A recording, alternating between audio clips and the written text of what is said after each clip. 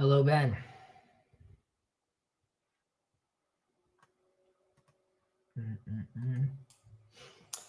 Shalom. How you doing? Thank God. 1 second. Is there like a little lag? Can you hear me? Yeah, I can hear. Awesome. How are you, sir? I'm doing pretty well. We didn't meet last week, right? It was only a week. Correct. A week off? We're a week off. That's it. Okay. We finished chapter 6, and we were going to, and we will start chapter 7. Mm-hmm. Aside from that, kids are okay. Wife is okay. Yeah, everything's good, Baruch Hashem. We will probably be traveling to New York to see some families over Passover, so that would be nice. That's fun. But other than that, yeah. How are things with you? Good. Thank God. Work's going well. That's it. We're getting closer to Pesach. So, on one hand, there's a lot I want to get done by that date. On the other hand, there is the sense of, that's it. It's winding down. Like stores can't take in new orders. So sort of like there's nothing else to be done at this point. Just finish things up and move into Pesach. So I'm excited about that. Nice. Okay. So by the way, Ben, when's the next time you're coming to Israel to come to visit? No exact date. I mean, hopefully this year at some point, maybe September. That's what's in the roadmap. What we don't know yet. I got you. So when you do come, and if you come, let me know. We'll meet up, Ezrat Hashem, assuming we have time. All right. Let's take it away. Yes, let's do it. הרבה ימצא במדרשות באגדות, ויש מהן בגמרא, שיש מן הנביאים מי שיראה השם יתברך מאחורי מחיצות רבות, ומהם מי שיראהו מאחורי מחיצות מעוטות. לפי קרבתם אל השם יתברך, ולפי מעלתם בנבואה. עד שאמרו, משה רבנו עליו השלום, רואה השם יתברך מאחורי מחיצה אחת בהירה, כלומר מזהירה, והוא אומרם, הסתכל באספקלריה המאירה. ואספקלריה, שם המרען הנעשה מגוף המזהיר כשוהם ובזכוכית, כמו שהתבאר בסוף כלים. Take it away. Very famous concept of aspaklaria meira. Okay.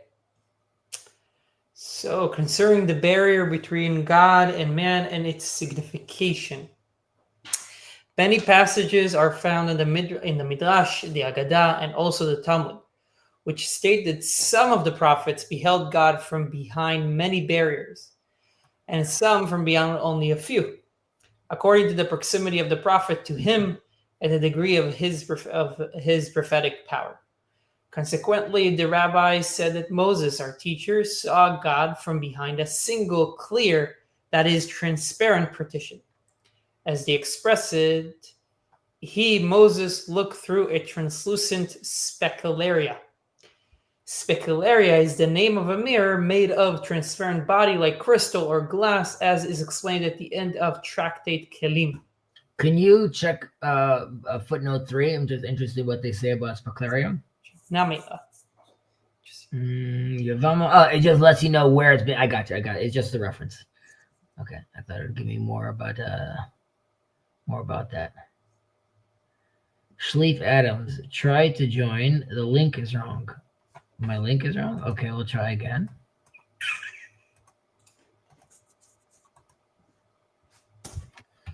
Oh.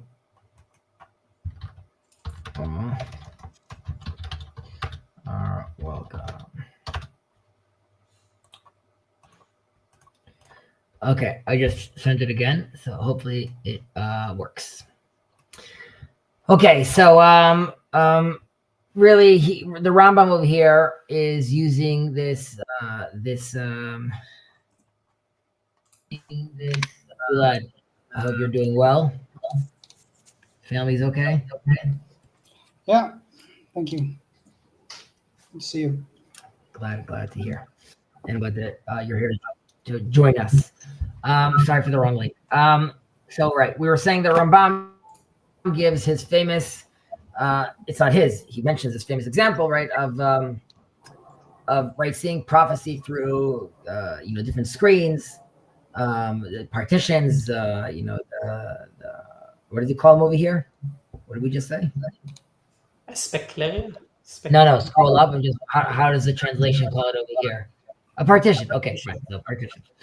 So he's looking through these partitions, and this is how we're seeing the divine through, right? So he's talking about how the lesser prophets, right, they're only seeing it through this this opaque barrier, right? And Moses really sees through like this clear, beautiful pane of glass, right? The aspeclaria that we're talking about, and really basically like he's using the Gemara, the Talmud over here as his source, really that they're seeing it through like this muddied, cloudy lens, right?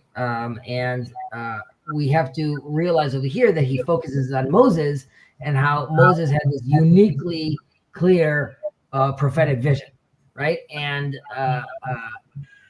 the way we, let's say, some of the traditional commentators explain this is that Moses, his unobstructed intellect, right? This imagination also he had allowed him uniquely to see things extremely, extremely clearly, right? His soul was very, very pure, and there's minimal obstructions, right? There's minimal mechitzot, partitions. So that's why he could ultimately understand this divine truth. Our sages talk about how God is speaking mitoch grono, from within his throat. And there's been different interpretations. One saying,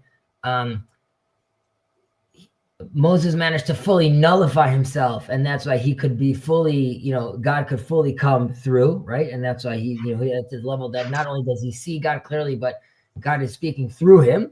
And others have spoken about, that he was actually so confident with himself and who he was, and he was so balanced, and that's why God spoke clearly through him, right? God doesn't require that we nullify himself. God requires that we actually balance ourselves properly, and that's how we could see through. But ultimately, Rambam is interpreting these mechitzot, these partitions, as these are spiritual imperfections, right? These are not physical barriers, right? It's not like there's an actual thing in the sky, but spiritually, this is creating a separation.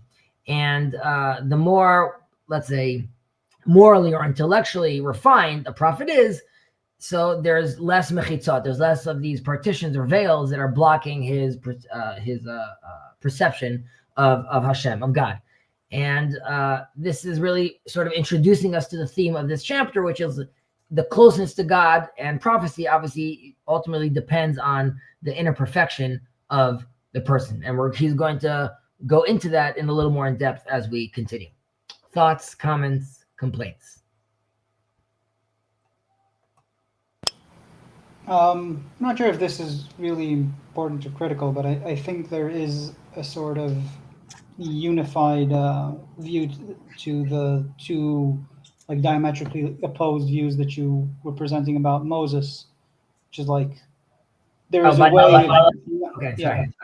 there's a way of nullifying yourself, at the extreme is sort of unified with being very much yourself and confident in yourself and those things at the extreme.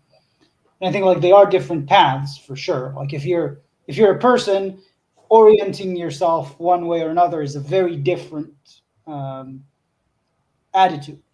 But I do think like when you're talking about the sort of perfect state to which you could reach with either of them, I think they sort of meet.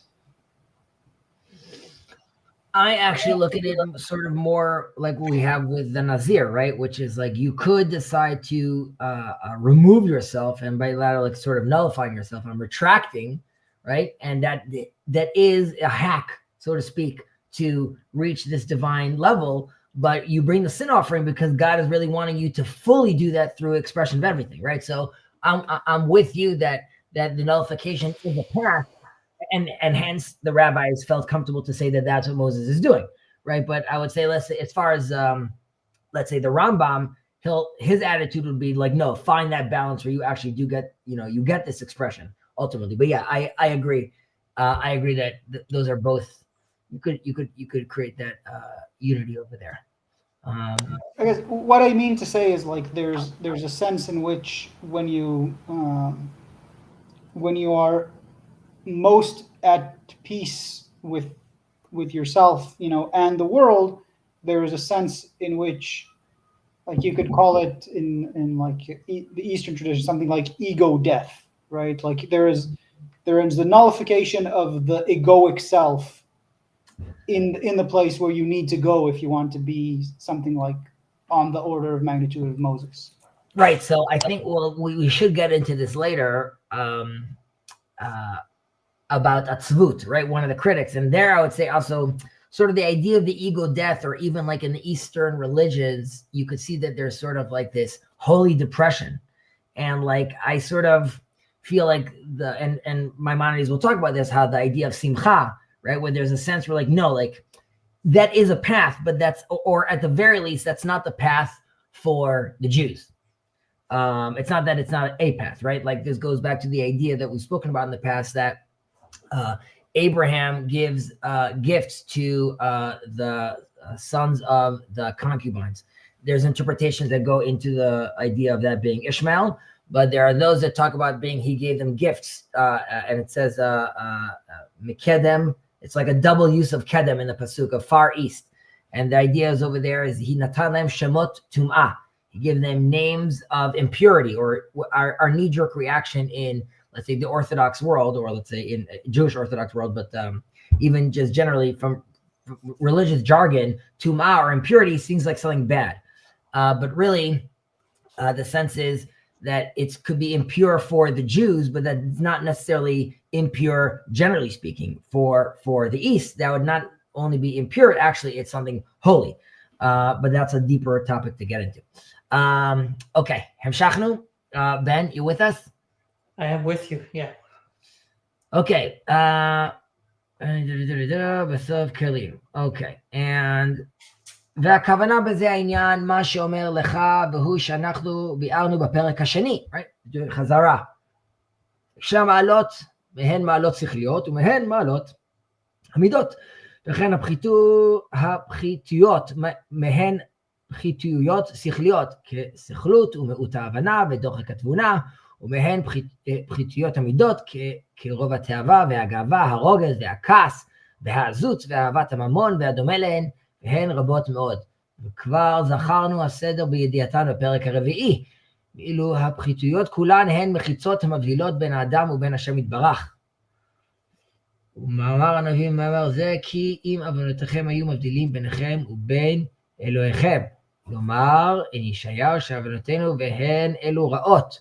כמו שזכרנו, הן המחיצות המבדילות בינינו ובינו יתברך. Okay. 1 second. Scroll back down. Sorry. Okay. Yeah.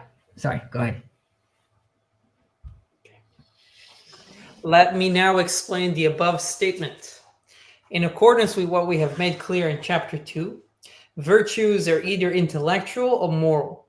Similarly, vices are intellectual, as ignorance, stupidity, and want of understanding, or they are moral, as inordinate lust, pride, irascibility, anger, impudence, avarice, and many other similar defects, a list of which we have given and explained in chapter 4. Each of these defects is as a partition separating man from God the Most High. This is what the prophet meant when he said, "But your iniquities have ever made a separation between you and God," which means that our sins, which, as we have said, are the evil qualities, are the partition which separate us from God.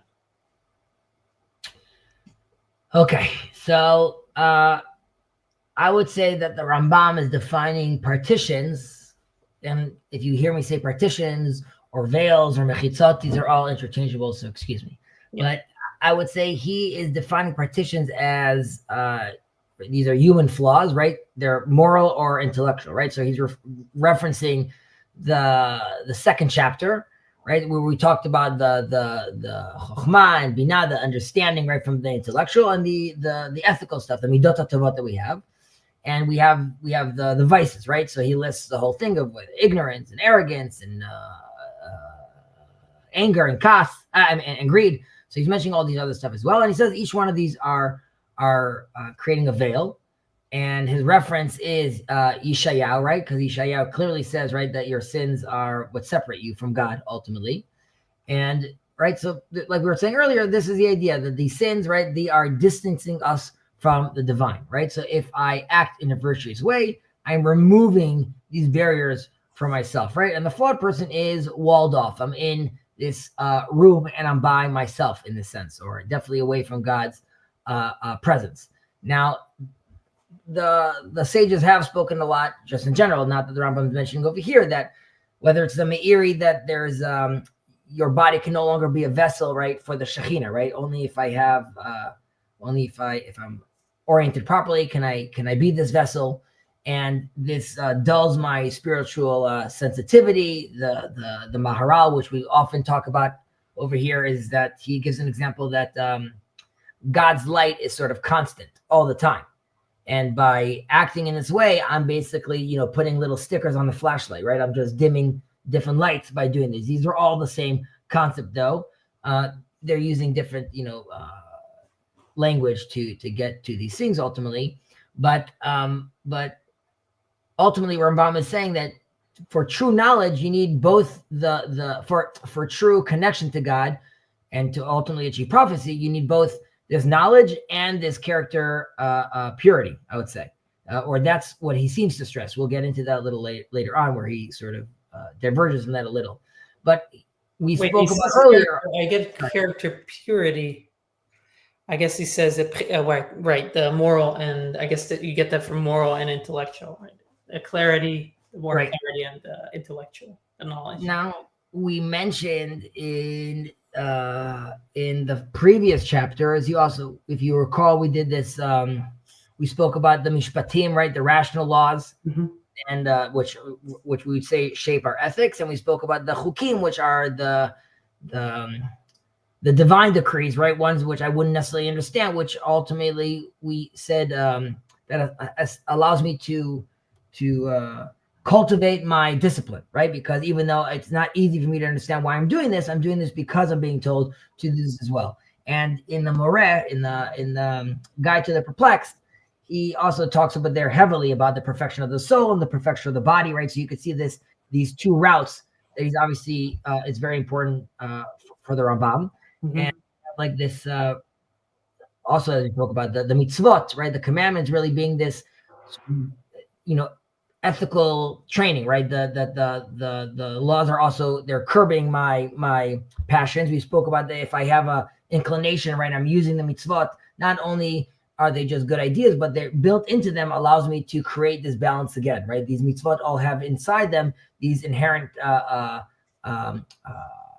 bumpers, basically. If you're on the bowling alley, right, they're pushing you back into line. And whether I'm practicing in doing in tzedakah, like charity, or I'm praying, these lead to humility and generosity. So these are all connecting, obviously, as we're concluding over here with Rambam's general idea that he's talking about in this concept. And we see this also, of course, in famously in the Gemara, which talks about that Hashem created the Yetzer Hara, the evil inclination, right? But he created a vaccine, right, for this as well. And the vaccine is called the Torah, right? The drug of life is called the Torah, and it's its remedy. So really, I would say that this portion is just talking about that, and multiple we're going to be talking about that, how the intellectual flaws ultimately create this barrier for us. Hemshachnu? Yeah. Okay. Is there any comments that I'm missing? Balanced dot by RJ, correct. Balanced dot. Okay. ודע שכל נביא לא נתנבא אלא אחר שיהיו לו כל המעלות השכליות ורוב מעלות המידות והחזקות שבהן, והוא אמרם אין הנבואה שורה אלא על חכם, גיבור ועשיר. וחכם הוא כולל כל המעלות השכליות, בלי ספק. ועשיר הוא ממעלות המידות. רוצה לומר, ההסתפקות, מפני שהם קוראים המסתפק עשיר. והוא אמרם בגדר העשיר, איזה הוא עשיר? השמח בחלקו. רוצה לומר שיספיק לו במה שימצא לו זמנו, ולא יכאב במה שלא המציאו לו. וכן גיבור הוא גם ממעלות המידות. רוצה לומר שינהיג כוחותיו כפי הדת והעצה, כמו שביארנו בפרק החמישי. והוא אמרו, איזה הוא גיבור? הכובש את יצרו. It's also fun, just as Ben, I know for sure, and Gilad, whether you're aware of or when you were learning with us in Pirkei Avot, how you could see, well, first of all, obviously Pirkei Avot is showing up over here because this is, right, we're saying this is the Hagdama for Pirkei Avot. But once learning Pirkei Avot, it's very interesting to see how, where the Rambam is pulling these sources from. And Ben, we've already discussed how, some of this should sound very familiar from our previous discussions. So these are in English. Oh yeah, sorry. Please go ahead. Yeah. Know then that no prophet received the gift of prophecy unless he possessed all the mental virtues and a great majority of the most important moral ones. So the rabbis said, prophecy rests only upon the wise, the brave, and the rich. By the word wise, they undoubtedly refer to all the mental perfections. By rich, they designate the moral perfection of contentment, for they call the contented man rich. Their definition of the word rich being, who is rich? He who is contented with his lot, which is from Avot. That is, one who is satisfied with what fortune brings him, and who does not grieve on account of things which he does not possess. Likewise, brave stands for moral perfection. That is, one who is brave guides his faculties in accordance with intelligence and reason. As we have shown in chapter 5, the rabbis say, who is brave? He who subdues his passions. I guess my comment here is that I don't like the translation of hero to brave. So I agree. I don't even know if that's how they translated. I wonder in Staria if they translated that way, like in previous chapters when we spoke about that. But I agree that Gibor is really talking about like a moral strength. What would be the translation? I'm trying to think in English. Mighty? Because like if you think about like the mighty hero. Yeah, it's not exactly hero, but it's something like glorious in a sense. Like there's something about it that is who is the champion, I would say is the best right, but like champion not in like championing the cause, like not the champion of right. the competition. Correct, exactly. That's an important distinction over there, because that's also a tricky word. The champion of the cause. Right. Okay, I think that's a very fair point. Thank you, man. Thank you, Gilad. Okay, so right, these are the prerequisites of nevuah, of prophecy. I should just mention off the bat, because we're going to talk about how wealthy Ashir is not actual, let's say, monetary wealth. However, we could read into that even if one wants to be a prophet, or let's say an effective prophet, so to speak, you would want them to be, you wouldn't want them to be able to be leveraged, so to speak. So being like independent, also like economically from the system, I think is also like, I don't know if as far as like a requirement, like we need to check his like bank account, but as far as someone that we would feel comfortable that he could move freely. So it's just something to think about, because clearly, as the Rambam explains and many others, we're not talking about Ashir is really ethically or spiritually, right? Not necessarily monetarily. But so the Chacham, the wise man, right? Which is and in Maimonides style, we're really talking about like an intellectual excellence over here, right? So clearly there would be sorry. One more thing about Ashir. I think like there's a lot that goes into a man who is contented with his lot, because you can talk, and I think in this space a lot of people know like the distinction between relative wealth or absolute wealth, right? Which today we all live in, wealth that that couldn't even be afforded to kings, Right. not long ago. And so, like, it's something about, I think, their wisdom and understanding that you can't, when you talk about what makes a person rich in the sense that the prophets must be, it's not, it's neither of those two things. It's not relative wealth nor absolute wealth. It's about a person's ability to, it's not even live within his means, but more of being what content. But that has to do with the histabkut, right? Which we'll get into that. But those are good points. Torah of the land, Gibor, mighty. Okay, that's there.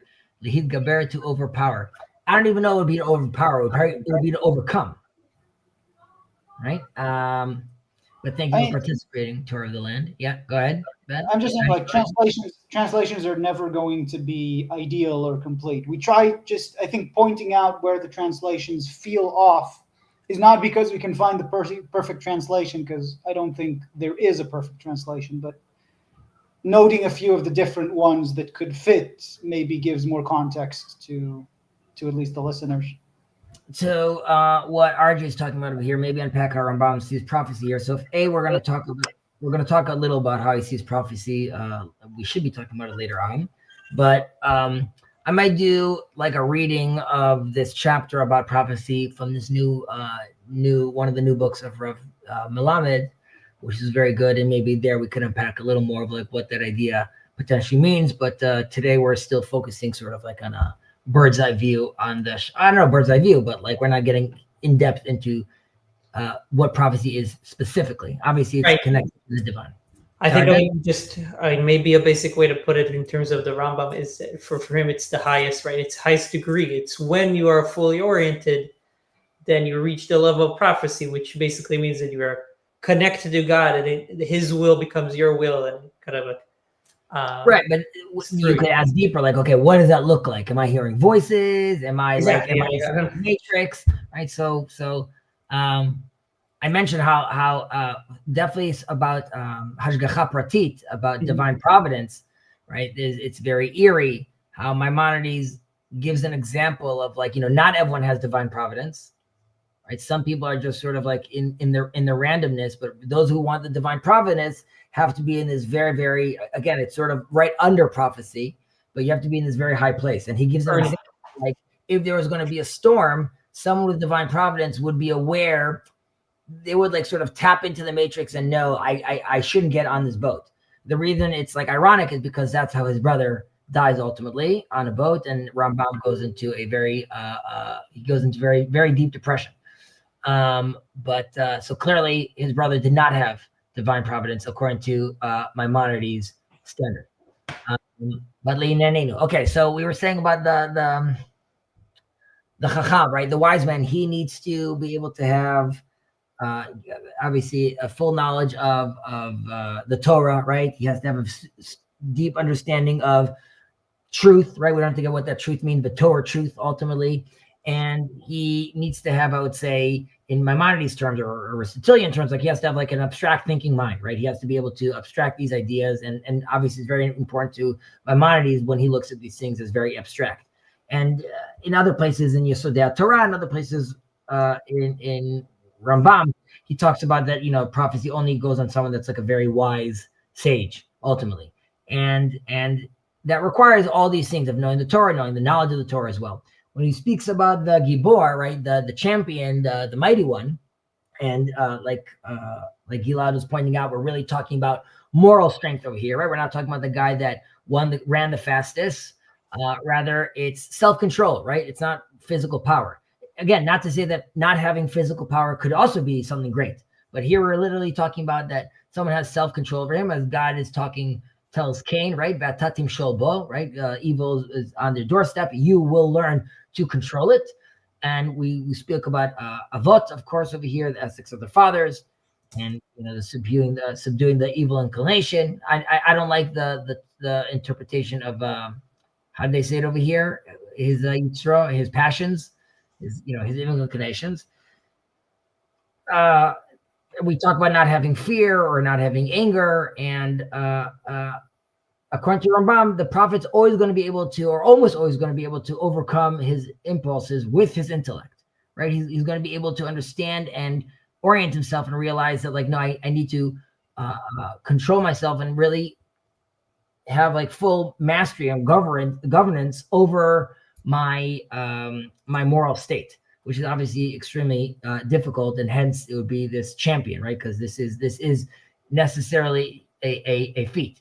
The ashir, like we spoke about earlier, there's the monetary explanation, and this is something that you were touching about, Gilad, right? That this is histakut, right? Being content with what you have, right? Which is or sameach bechelko, which is satisfied with your own portion or with your means, or living sort of within your means in a certain way.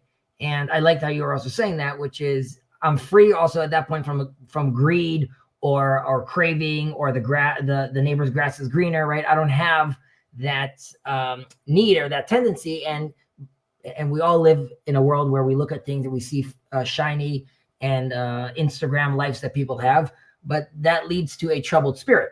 And if you're not chasing that all the time, then you are going to be much more calm, obviously, right? So this is someone that has a broad and outlook of the world.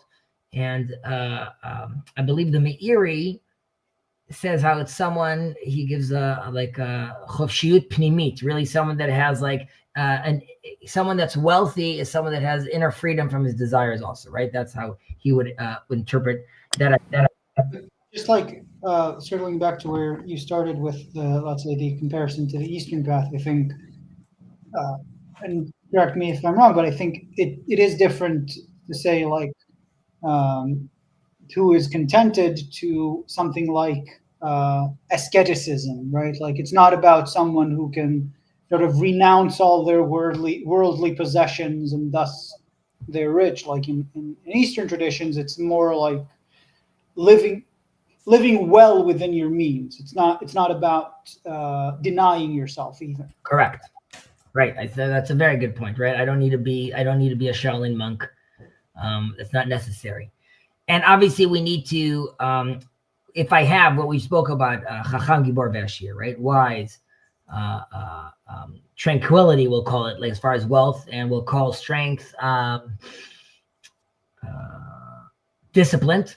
Okay, I have like a self-disciplined, and wisdom, we already said, like intellect as far as the Rambam is concerned, right? So I need 3 of these things, which would give me the readiness, right, to accept prophecy in theory, right? So I need all these stuff: my clear intellect, my virtual soul, virtuous, not my virtual, my virtuous soul, and all these things will create, like, will make me into, like we said, like a vessel for the Shekhinah ultimately. Let's continue. Unless any questions, Ben? Nope, no questions. Okay. ואין מפני הנביא שיהיו אצלו כל המעלות המידות, עד שלא תפחיתהו פחיתות. שהרי שלמה המלך עליו השלום העיד עליו הכתוב, בגבעון נראה אדוני אל שלמה. Oh, why he's a prophet. I got to. ומצינו לו פחיתות מידות, והיא רוב התאווה. Exactly. וביאור בהרבות נשים, וזה מפעלות תכונות רבות התאווה, ואמר מבואר, הלא על אלה חטא שלמה. נחמיה. וכן דוד המלך עליו השלום נביא אמר, לי דיבר צור ישראל. ומצאנו אותו בעל אכזריות, אף על פי שלא שימש בהקיעים, בעובדי גילולים ובהריגות הכופרים, והיה רחמן לישראל. אבל בביאור בדברי הימים, שהשם יתברך לא הרשהו לבנות בית המקדש, ולא היה ראוי בעיניו לזה לרוב מה שהרג, אמר, אתה לא תבנה בית לשמי, כי דמים רבים שפכת ארצה לפניי. Very, very, very terrifying and sad moment. ומצאנו באליהו זכור לטוב. Let's wait with Eliyahu. Let's first unpack King Solomon. King It Solomon. is, I'll just go through it. It Please. is not, however, an indispensable requirement that a prophet should possess all the moral virtues and be entirely free from every defect. For we find that scripture testifies in reference to Solomon, who was a prophet, that the Lord appeared to Solomon in Givon, although we know that he had the moral defect of lust, which is plainly evident from the fact that he took so many wives, a vice springing from the disposition of passion which resided in his soul. It plainly says, did not Solomon sin by these things? In Nehemiah. You continuing, yeah? Sure. Even David, a prophet, according to the words, to me spoke the rock of Israel, we find guilty of cruelty. And although he exercised it only against the heathens and in the destruction of non-believers, being merciful towards Israel, it is explicitly stated in Chronicles that God, considering him unworthy, did not permit him to build the temple, as it was not fitting in his eyes because of the many people David caused to be killed. So God said to him, thou shalt not build a house to my name, because much blood has thou shed. Ay. Very, very tough. Okay, so we see here with Rambam was like throwing out a lot of ideas out there. He has to be holy this, he has to be intellectual that. Now we see he's, he's qualifying some things over here and really saying that you need like most of these sort of major virtues, but like you could potentially have some minor character flaws, right? And then he uses this, and we spoke about this already in the last chapter when he speaks a little about Moses, like where Moses sinned and how this was possible. So here again, after making these bombastic statements, he's not walking it back. He just, again, like I said, he's qualifying it and saying, I would also, tough. I'm trying to think how to break this out, but we have to ask, it's a real question. Like, how are we judging these giants, right? Like, are we judging them based on like today's barometer? Like, how are we looking at the world? This is like a world where Hashem, God, was like present in their life. So we can't really think what that looks like, a world where prophecy is there and revelation is around us. So, to us, it sounds like how it's Solomon sin. He's Solomon. God's talking to him. On the other hand, it's a mistake to think, and many people do this, definitely in the ultra-Orthodox communities. They look at Abraham or the patriarchs, like they were the heads of religious institutions like yeshiva, right? They were not these kind of people, right? It's not that we can't see them as they're. It's wrong to think of like the holiest person you could think of and times it times 5, and like that's what Abraham or that's what Solomon looked like. We have to realize that they're living in a completely different world. So we have to be very careful when we're judging them based on today's values. And if you look at in Deuteronomy, right, when God says like if you don't heed my commandments, right, it's not going to rain. And you could ask yourself, like, to us, that sounds like so ridiculous.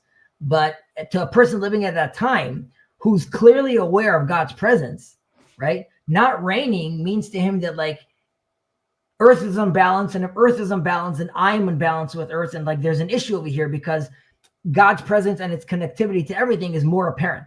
So on one sense, like all these things are connected. And on the other sense, because of that, there's also a tremendous pull for idol worship and these kind of things.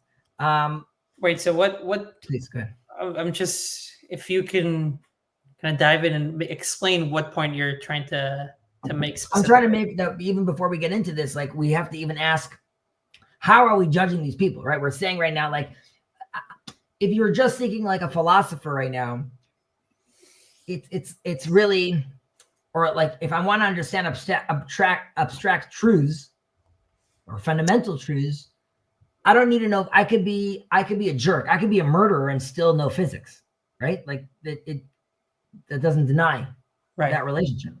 However, for prophecy, Moses, Rambam is saying like, yes, intellectually you have to reach that level of perfection. But as far as your midot, right? Like the Torah and prophecy was given to people, and people aren't angels. And that's why there has to be some room where we realize humans are flawed. That doesn't mean they can't receive prophecy. It's not just not like what, let's say, the philosophers would just assume that it's just these abstract ideas. Rather, there's a personality, there's a will that we're talking to. But for that will to be talking to someone, there needs to be, you're talking to someone, and that someone is flawed. Then I started getting into the concept of what does that mean Abraham and these patriarchs are flawed. Like, to us, it could seem crazy to even think, like, how did Solomon actually sin, right? The Torah tells you not to do this. You're the wisest of all the people. How is this happening? So we could dive in a second to the answers of why Solomon sinned. But I was prefacing it by saying that even when we're judging them, we should be careful when we judge them, because they're living in a completely different reality. Right. I mean, my knee-jerk reaction is like, I don't think that it's unreasonable for me to think that somebody like Solomon will sin. Obviously, I think highly of him, but it seems, but yeah, so that's my knee-jerk. So it's interesting that you have to, some people will need that caveat. Well, he's the wisest of all men. Right. Yeah, I understand. But still, I mean, I've never seen anybody that doesn't sin. I've never heard of it. So, I mean, maybe because I hear all these stories already, then for me, it kind of seems at this point, maybe obvious, but that's just interesting, but that's not the main point, I think. But I guess that's a difference in like the, say, central figures in Judaism compared to other religions, right? Right. Yeah. We're not perfect. Yeah. Yeah. I'm saying like that.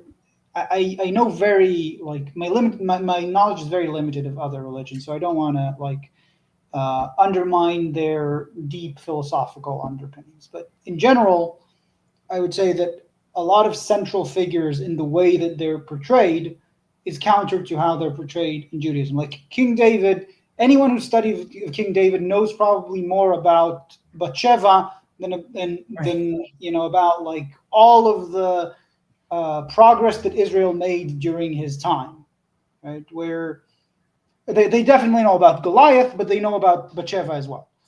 And ironically, that's not what Maimonides focuses on here with David, right?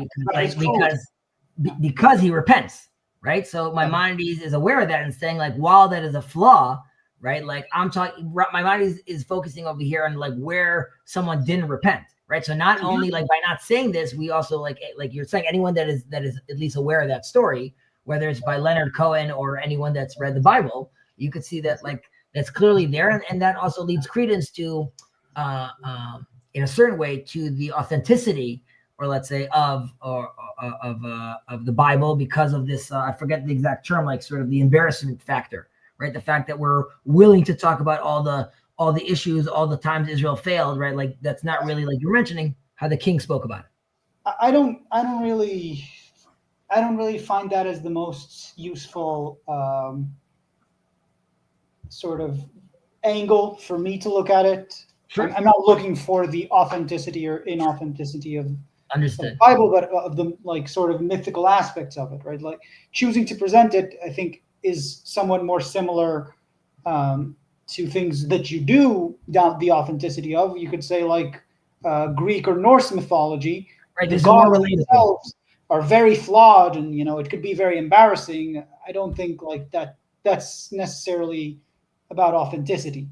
Well, I think maybe authenticity,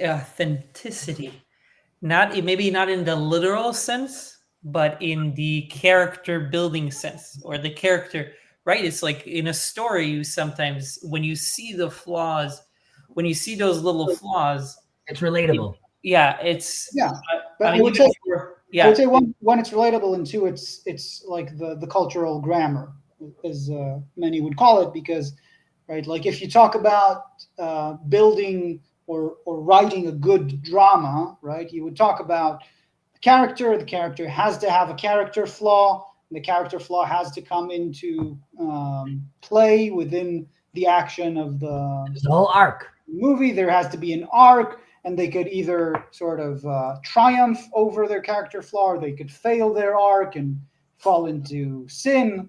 Like, Star Wars is the best example of showing that, but it's everywhere, right? Like, yeah. Yeah, I So, remember.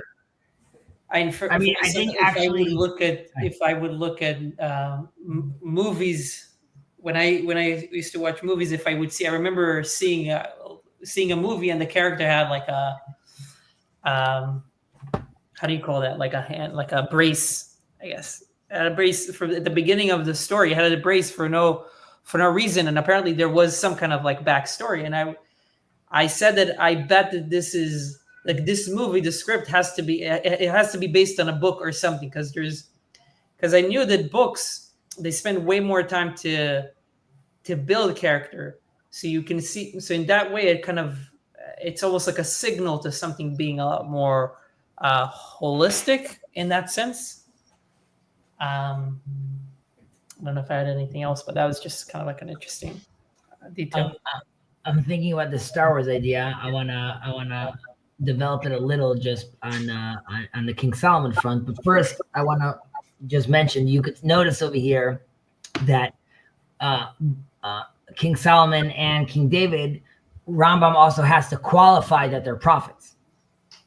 Because like it's clear about Moses and the other prophets, but he's already saying like some of you might ask. So he says like, no, King David receives prophecy right King Solomon receives it at Givon, and King David also like he's saying right through the Psalms. So first of all, that's just interesting that and he talks about this more in the guide where he shows different instances where King Solomon was a prophet. Even though in some places he actually mentions that it was actually Ruach HaKodesh, right? Which is like the Holy Spirit, I guess, but like that's like sort of a lower level, but just like a little footnote because he mentions it over there. But he talks about how King Solomon has this Rova Te'ava, right? This Lust, overinclination, excessive desire, right? For like, and we see this by the many wives that he has, right? And this is a violation of what we learned in Deuteronomy about money and horses and women, which presumably ended leading him astray, right? And he focuses by mentioning like Nehemiah, right? The prophet himself is talking about how King Solomon sinned over here. We do need to ask, and this relates to Star Wars. Let's say you said he had many wives and he had like excessive desires, like sure, okay, but the midrash tells us about like 1,000 wives. Right? Or like I'm saying, so like he had like that little self-control, like 1,000 wives. So there is an interpretation that like, the 1,000 wives is really, these were political marriages, right? This was really to sort of expand the kingdom, create peace. And Luke, right? He was identifying divine sparks in Darth Vader. Here, King Solomon is identifying, like we spoke about many times in Joseph, going down to Egypt and other places, he's identifying with his great wisdom, right? He's like, I'm seeing beyond, they're bowing down to Ra, they're bowing down to this person, but ultimately, it's really talking about God. So I'm going to let the people, I'm going to let, famously he'll let his Egyptian wife bring in idol worship into the temple. And his attitude is sort of like in his John Nash space, saying like, yeah, like those things don't really bother me. I'm like past that in a certain way. I'm like really looking at the whole picture. And by marrying all these people, I'm going to be able by myself to sort of elevate the whole world. And it seems like, he couldn't actually do that, right? He thought he could do that, but it ended up being causing him to get into trouble. And some sages even say the sin was by not taking everyone with him, right? Which is like, you let them, in your mind, you sort of went off to do your abstract thing, but you left the people with this idol worship and they were not in the place to actually be able to handle that. To them, that was too confusing. So I would just say that's just like a different reading into like why it was 1,000, because that does seem like a little excessive, but maybe he was a real, lover ultimately. But again, we see over here that this is, clearly this is this hindered Solomon's prophecy, but it doesn't completely deny his prophecy, right? That's what we're keeping sort of here. That's why my mind is giving these ideas. So when he goes to King David, right, again, like we said, he's showing him that he's a prophet. But here too, he's talking about this achzariyut. What is it translated to here? Cruelty? Harshness? Yeah, cruelty. Okay, cruelty. Okay, so Now they also explain that he's a warrior, and even though he's spilling blood like for the right reasons, right? He's attacking his enemies. Nevertheless, we see that this horrible pasuk, right, where Hashem is telling him that like you can't do this, right? Like you're not going to be able to build the temple because your hand is your hands are full of blood. Now the midrash tries to soften this by saying that he was built for a different purpose. There's a famous story of King David where he's sort of looking to where to build the temple, and he pulls out like this rock, and like water starts flooding the whole world, and it's the foundation stone of the world, and like flooding usually means like too much chesed, right? It's sort of out of control abundance, and that could be that create a flood ultimately, right? A little water is sustaining, too much water you could drown, and it's sort of the whole personality of David. God was saying like if you build this temple right now, it's sort of going to last forever. It's going to be too powerful. Like, and that's not sort of the mission. That's not the screenplay I've envisioned, God is saying. And so like, you can't build this. You're up to building this stage. It's sort of like when Moses doesn't go into the land, right? It's not because you, Moses, are not the right, you're not fit, but rather if you do it, it ends up creating something that's like too powerful. Moses, if you go into Israel, they won't be able to appreciate Israel probably because you're here with me. David, if you represent sort of kingdom, if you build this kingdom, then they won't actually be able to detach from you. But again, there's different interpretations. That's just one that's trying to be a little more loving to King David. But ultimately, we're seeing that this divine inspiration, right, is possible even if I'm not yet perfect, right? So I can't let my flaws dominate me. But there is a realization that there's a continual work on your midot, right? You never get to a place where like now you've won, you did it, and you don't need to grow anymore, right? Even the prophets were not perfect, and even the prophets had to, constantly work on themselves, right? Which is like we said, the Torah wasn't given to angels, right? We don't idealize perfection. Right. I mean, I heard somebody say something that was useful about I think it was about Shmona Parakim, about 8 chapters, and the fact that in any philosophical work, or majority, I guess, in philosophical works, what you do is you define mostly what you're trying to do, or a lot of what you're trying to do is to define terms. So you're really kind of trying to squeeze out, make sure that people understand the definitions, and in that sense, it makes things look more not deterministic, but maybe binary, right? You're either this or this, but then after you go down and okay, now that we've spoken about all this theoretical, kind of defined all our terms, now let's think about how this applies in the real world with dynamics, with time and space, right? Sometimes you're tzaddik gamut, sometimes you're rasha gamut, sometimes, right? There's more to it. It's not binary anymore when it's not below the ideals, right? When it's not theoretical. And I found that useful. I would say though that, let's say the prophet, we should also be fair that these, presumably Rambam is saying this is like an achievable goal, right? So this is saying like, if you want to be Arnold Schwarzenegger, right, of the mind, like he's not taking cheat days, right? Like if you're like just like half working out twice a week, right? Those are great things. You should work on your characters, and more people should be doing that. But like the people that really work on their body fully, right? Like I'm just using this as an example. They don't mess around, right? It's regimented. They're doing it. There's like the work is constantly being done sort of to get to that place. So while practically, for day to day, we have to give people tools how to do this. But here Rambam is really sort of, it's setting like a very, very, very hard bar on sort of what the expectation is. Not that it's impossible to get to, but rather that like it requires very hard work. Yeah. I wanted to add two things. One, since you mentioned the flood, I think related to this is the in the story of Noah, like the first, the first or the second verse there. Ish tzaddik tamim haya bedorotav, and bedorotav, like in his time, he was a righteous man, is interpreted in both ways. Like there are two different interpretations, saying like, is it that he was righteous he was righteous in any generation, even though his time was very sinful, or he was righteous only relative to his generation, and he wouldn't be counted in anything special in Abraham's generation. Right. So that just I Right, think it's relative. Just relevant with this as well, right? Like right. Just with that idea, the reason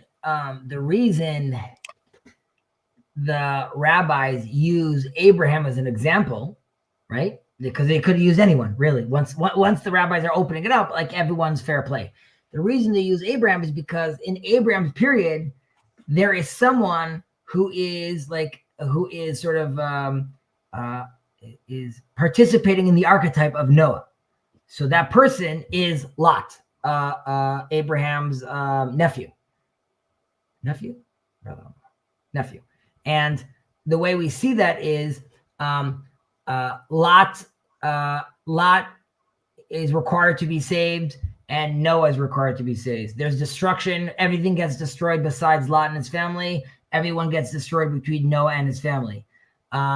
There's the element of after the world was destroyed, right? What happens afterwards? With Noah, we see there's some sort of improper sexual behavior, right? His son sees him that he's completely naked. Mm-hmm. He looks onto him. He doesn't turn his head. And with Lot, we have him and his daughters, right? We have the incest story. So Chazal was saying, like, we could see there's parallels over here. So like, this is what Noach looks like if you compare him to Abraham. And that is Lot is not an evil person, but clearly at the standard of Abraham, he falls short. But that was a very good point, Gilad. Should we continue, Ben? What's your timing like? Yeah, we can continue. Okay. So we continue now with Elijah, I believe. Yes, mm-hmm. Correct. Umatzanu be'Eliyahu zachur latov. I love that they all say that. Midat haragzanut ve'af al pi shimesh ba bekufrim ve'alehem haya koes.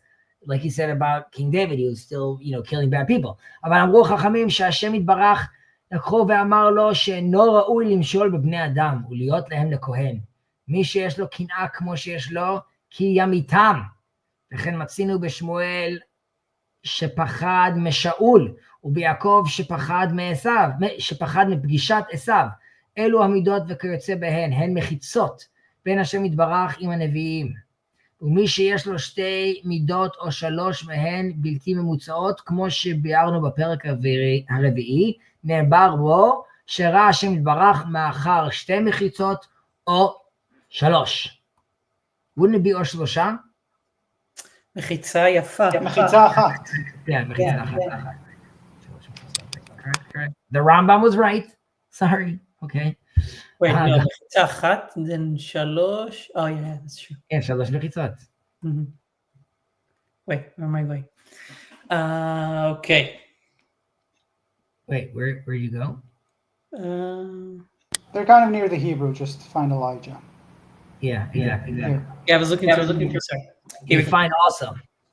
We find also that Elijah gave vent to his anger, and although he did so only against unbelievers, against whom his wrath blazed up, the sages declared that God took him from the world, saying to him, "He who has so much zeal as thou is not fit to guide men, for thou wilt destroy them." Likewise, we find that Samuel feared Saul, and that Jacob was afraid to meet Esau. These and similar characteristics were so many partitions between the prophets, peace be unto them, and God. He of them who had two or three qualities which did not maintain the proper medium, as is explained in chapter 4, is said to have seen God from behind two or three partitions. Can you go scroll back up for a second?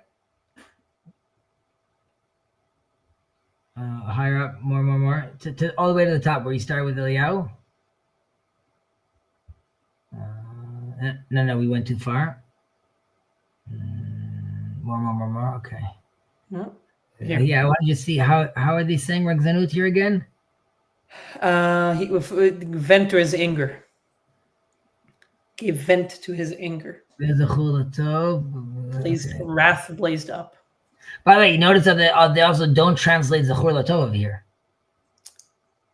Yeah, which is odd, but Yeah. they also don't translate Alayhim Shalom. So Yeah. With brevity. Sure, I'm down with that. Okay. Interesting. So interesting. Okay. So anger or kanaut is really like zealotry, right? That's someone like being like a zealot, right? So, sorry, you want to say something, Gilad? You can go ahead. I'll bring it up later. So let's first put things into context for a second, right? This is like after 3 years of like not a famine. What's a batzoret? A drought. After 3 years of a drought, right? Elijah finally shows off with a famous story with the Nevi'eh Habal, right, on the top of Mount Carmel. He does his whole magical thing. Fire comes down from the sky, and everyone bows down and says like Hashem is one, right? It's like a big move, right? Really, he should be like we should be seeing him as the hero. However, right after that happens, Isabel, where the name Isabel comes from, she comes out and says like, okay, let's smoke this dude, right? Let's get rid of him. And if all the people were with Elijah, if there actually was like suddenly everyone like now was like in love with God again, then her threat would have no sway. The reason that he needs to run away is because it like he might have impressed the people on the mountain, but it still wasn't enough to like yank people out of their space. So you could see that like even at his high point, right, when he does this big win, it still doesn't manage to impress the people, right? So like he still fails in that sense, like as a prophet, which is very, very which is very, very sad. And it talks about over here where God is sort of upset, right? It says that the sages said that God took him, right? So there's in the verse where he goes to Mount Sinai, right? He has his own little Mount Sinai experience. There's parallels between him and Moses. God says this crazy verse and says, Malach hapo Eliyahu. What are you doing here, Elijah? Now, that's a very curious question because God told Elijah to go over there. So why is he asking, why are you here? And in the true sense, God is asking, like, what are you doing here on this earth? Like, do you understand what you're here for? It's like a challenge to Elijah. Like, now that you're actually here in front of me, what on earth are you doing? Right? So, and this very much, I have this, I'll tell my son, get over here for a second. I'll ask him, like, what are you doing? Like, what did you just do to your brother? Right? So this is like a real sense of like, do you even know where you're at? And with right, the rabbi, that's the same question in Bereshit with Adam, right? Ayecha, or I don't know how to say it. Ayeka, right? So for sure, and the response, you want to be like Hineni, right? I'm present, I know where I am. Clearly, that Ayeka is reverberating all the way until Abraham answers it for the first time, right? Abraham says, like, I know where I am, right? I'm walking in front of God. I don't need to be walking aside of him. And this is also why when the rabbis are alluding over here to God taking Elijah, right? Saying like, you're clearly a prophet, right? And you're clearly a very good dude, but there's a mismatch with you and the people. And we see this again or the sages tell us with Hanoch, with Enoch, that eventually he gets taken away, right? Because there was a mismatch with him and the people. And our sages say that, he didn't manage to explain to the people on earth the ways of Hashem. And that's why they ultimately wanted to kill him. So God wanted to free him from that. Later on in the Zohar and other places, we talk about how Hanoch turns into Sar HaPanim, Metatron, the highest level angel, right? The sort of God's face, so to speak. Well, not God's face, but sort of the first presence that we're seeing, and that's a whole other discussion. But even Metatron's name is in the Zohar is Yehoel, which is the same letters of Eliyahu. There's a play over there, which these are two similar figures, which are like there's a mismatch with them and Earth, and they're taken away from Earth, quote unquote, living, which is get too deep into that idea. Please. I want to add something about Elijah and what they're saying is I think in here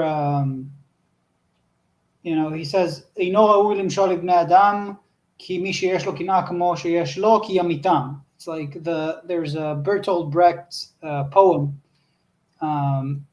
that says something like, even the anger at injustice would warp your facial features to make you an angry man, right? Like That's it's nice. even like even if your wrath is aimed at the things that you ought to be wrathful against, right? That doesn't make it now virtuous.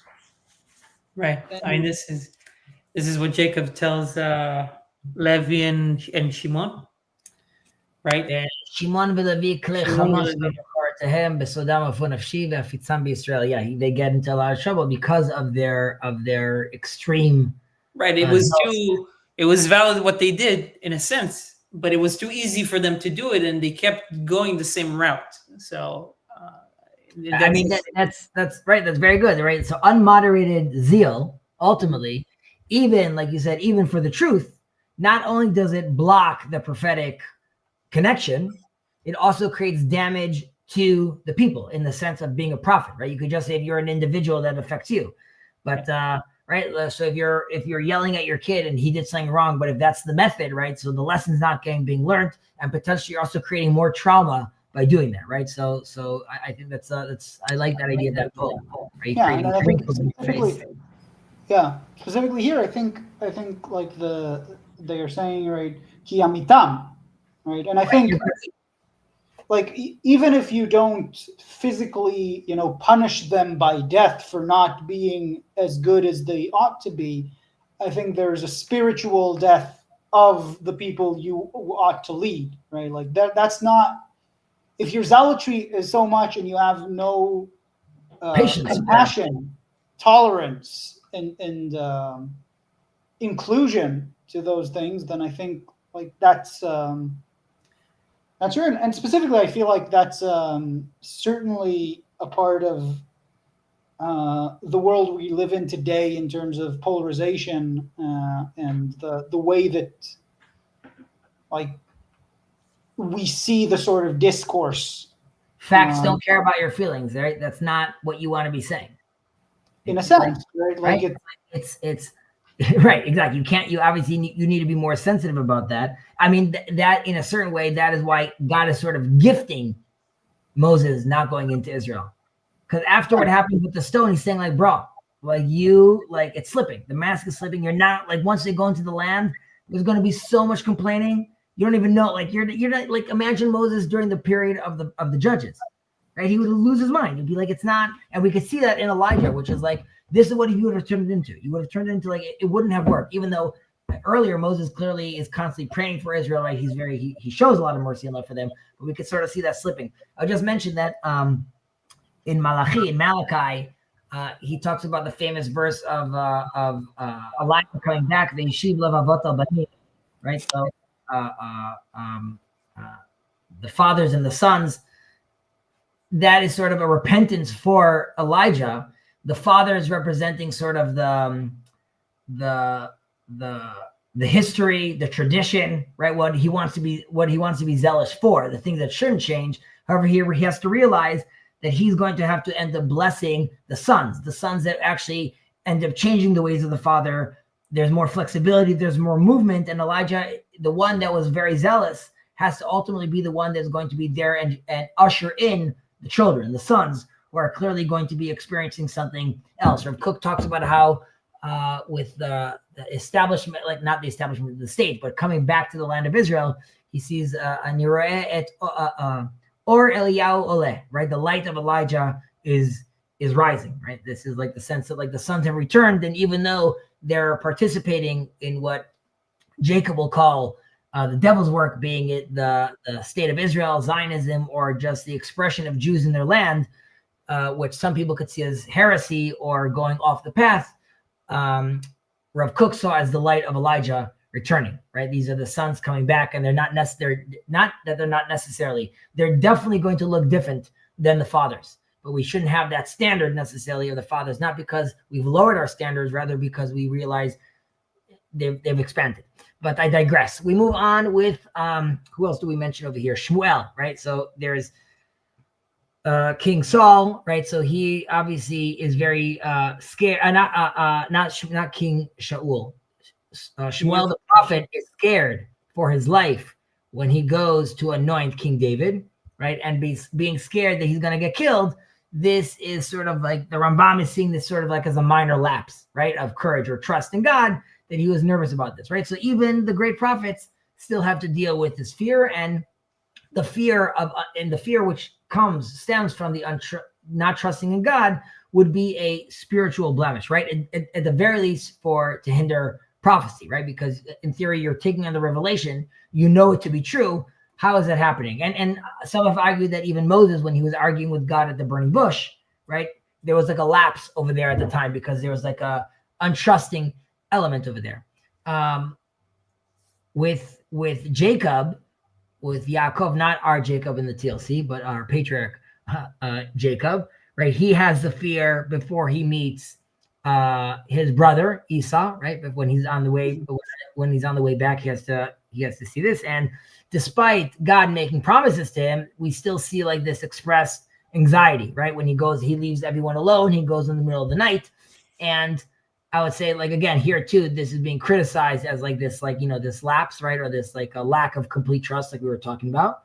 And I would say that there is an interpretation that his fear was, the rabbis say his fear was that he was going to kill the other, right? And then the rabbis say, what does it mean he was going to kill the other? Like his army was much smaller than Esau's, rather that during this battle, he was scared that, like, if I go into battle right now with my brother, there are some, this goes back to the divine sparks, there are some good virtues and elements inside Esau that if I fight him right now, if I wipe him out, so to speak, like, am I throwing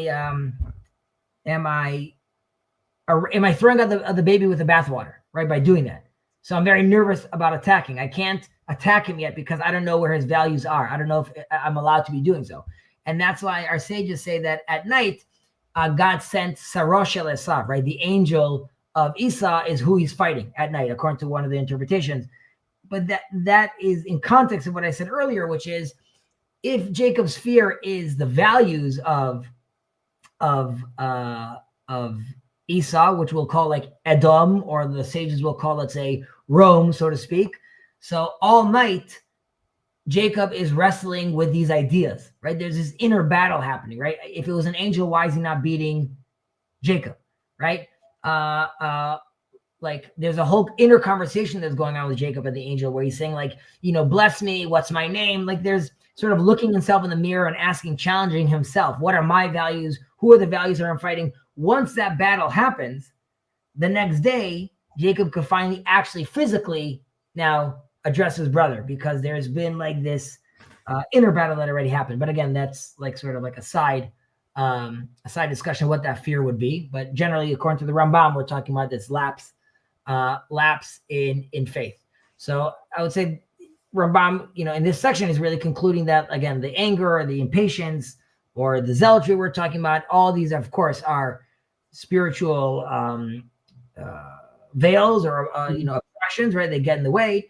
And he ends it over here, which is like, these are the prophets that we're talking about that see between 2 to 3 cloudy veils, right? That's because they don't see clearly, and these are them. So there's people that are actually playing at that level of 2 to 3 levels below. Again, like Moses is sort of the gold standard in that sense. And we could even here, Rambam is also sort of still stressing the derech emtza, right? The middle path of, let's say, really a balance of all your traits, ultimately. That even if you have momentary lapse of emotions or your inclinations, right, which lower your prophetic vision or quality, right, there it's still an ongoing conversation. You always have to be working on yourself. By the way, it's true also with nonprofits, right? Which is like, even closeness to God is just in the way all 3 of us, or 2 of us, or sorry for throwing you in there, Gilad, but us wanting to connect to the divine, even if we have no delusions of grandeur of receiving prophecy, right? Nevertheless, like these character traits, being angry would still be a partition or a veil in seeing things clearly, talking calmly, being able to connect to people day to day, and of course, to connect to God, even at the low level that we try to connect to God in, these would still be things that we should be working on, right? So even if I'm not trying to achieve prophecy, these are all things I should be focusing on. I would say that the final part, I think, sort of elucidates the metaphor, and I think it is sort of it's compatible in as many of Maimonides' work is with, let's say, the Greek philosophers, or generally the concept of enlightenment and philosophy in general, because of this visual metaphor. You have, because you could think of like a glass brick, right? Like there's you have these like warped glass bricks that you could put like in windows, so you couldn't see much of what's behind it. And if you make them thinner and thinner, then you can see more of what's behind them. And if they're very thick, then you can't really make it out. And like mathematically, you could actually sort of compute when there's too much data lost, right? Within that that process, that like you're not seeing anything out of it, and I think there's a sense where he's saying, right, like there is an analogy here between what you would consider prophecy and what you would consider enlightenment, which is when those partitions have become thin enough so that the light coming through as this clarity of like what's behind that those few partitions can only be clear if you've removed enough of them, right? De-warped enough of them. I've heard a metaphor, like a visual metaphor, and the Kabbalists have this as well, right? Where you have, if you think of yourself as a mirror, and there's a light that is shining onto you, your mirror, which is a vessel, if it's opaque, or if it has bugs on it or whatever, dust, then the light that it's going to reflect wherever you're directing that light to is not going to be in the same quality of the original light, or it's going to be diminished, or it's going to be moving in different directions, not in the place that you wanted to direct it to. So if you clean it up, you can reflect the light much better and more cleanly and direct it. So I also found that kind of visually interesting. The example I gave my son was with what is it called? The James Webb, the new telescope. So if you look, I got to this example. We were in the pizza store, and there was the Guinness Book of Records, 1994, and that was just like this random book that was in the pizza store while we were eating. So we were opening it up. It's also funny because in 1994 they basically had like very few pictures. Most of it is just like words, and my son's like, like I'm not gonna like read, you're just gonna read the Guinness Book of Records. Let's like show me all the pictures. But they show a picture of some sort of, it's like a star or a planet, but like it's like so pixelized, like this like weird infrared picture. And then I showed him like on my phone like what it looked like then again, like in like early 2000s, and what like it looks like now. And you just see like this image getting sharper and sharper and sharper. And then like you realize like not only did we think that was another star, it's a moon, and really there's 7 other moons behind it, and really there's like a black hole behind it, like, and you just suddenly seeing like, and there are also mathematical and practical ramifications. And for us, like if that's true, then what I thought here was not true, and suddenly there's like this whole new truth. And it doesn't make we spoke about this once, Gilad, about how like up until like Newtonian physics, we got to like one level of truth, and then like we see further than that. It doesn't mean Newtonian physics is wrong. It just means it's limited with how far it could take you. And the more you could see, suddenly you realize like there's so like sort of levels of truth. We're not like what the prophet saw under 2 and 3 levels of partitions, right? It sort of will only let him get to levels of Newtonian physics, right? He's not going to be able to play with Wi-Fi because like it's just not there for him to get that information. Mm-hmm. I don't know if my son just fully understood that, and there was like there's more images involved, but like I was trying to explain like how we try to see closer and closer. I unfortunately need to stop over here, but we actually did a very nice amount of 7, which we're definitely going to finish next week, and then we'll move into 8 to the last chapter. Yeah. Actually, 1 second. Next week we'll still get it, and then we have. Yeah, no, next week actually, it's Wednesday. So Wednesday I'm still here. It's good. Correct. So Wednesday we're still good, and then post Passover we will continue with 8 and wrap it up. So I would say over Passover, it's time to start thinking about what's next. Sounds good. Okay, maybe we'll be the prayer. We'll see. Guys, thank you for joining. Gilad, check you later. Ben, check you later. Take care. Thank you. Bye-bye. Bye, boys.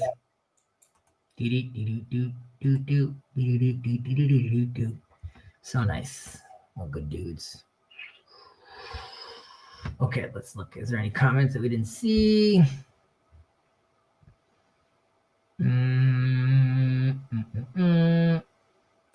What an amazing insight. I'm not sure which insight you're talking about, but I'm sure Gilad and Ben have great insights. You're welcome, Lynn. I hope you're doing well. I hope the family is doing well.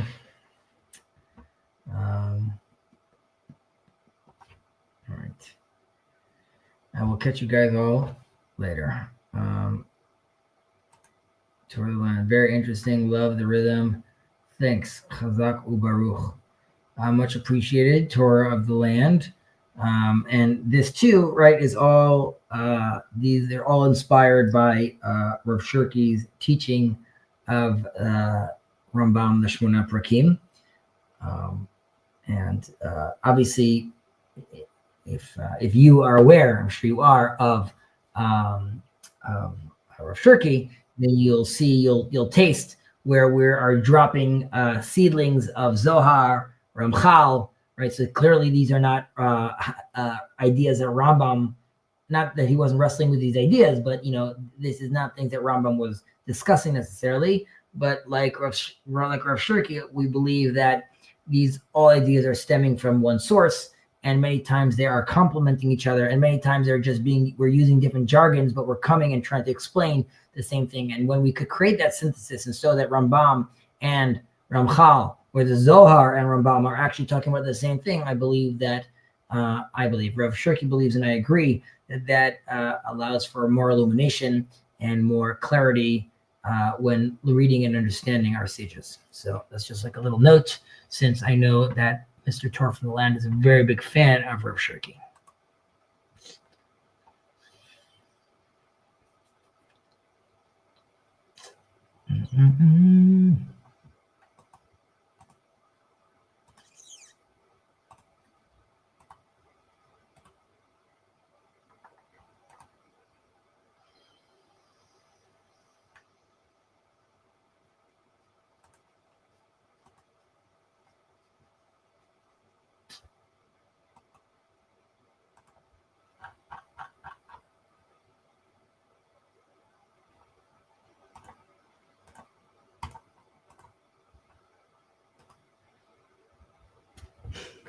Oh, I'm still streaming. Okay. Bye, guys.